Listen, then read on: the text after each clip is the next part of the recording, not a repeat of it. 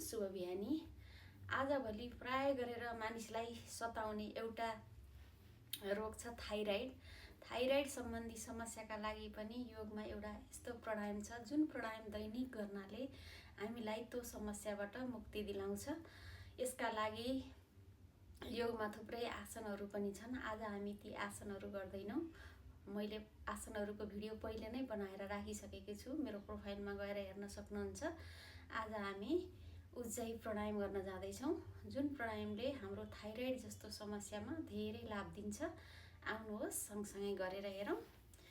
ढाड कम्मरलाई सिधा राखौँ, हातलाई ज्ञान मुद्रामा लगाऊँ र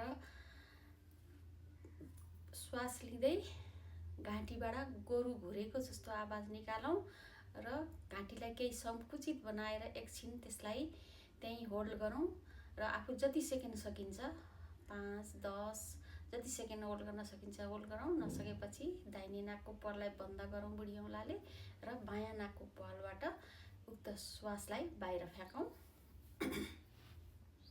सुरु गरौँ।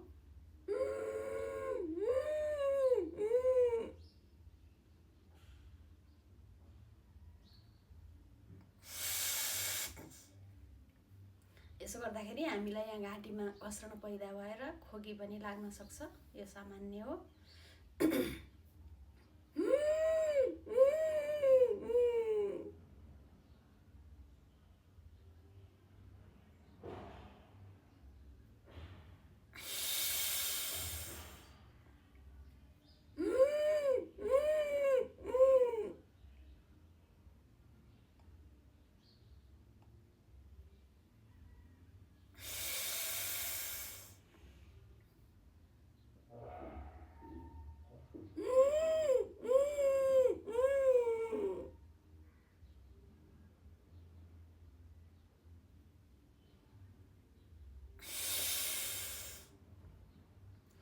यसरी हामी यसलाई 20 देखि 25, 30 पटकसम्म पनि गर्न सक्छौँ। आफूलाई कतिको थाइराइडको समस्या छ त्यो हेरेर यसलाई हामी दैनिक बनाउनुपर्छ।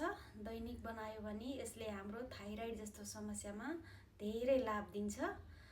आशा छ हजुरहरूले यसलाई दैनिक बनाएर यो समस्याबाट मुक्ति पाउनुहुनेछ भन्ने। हस्त नमस्कार।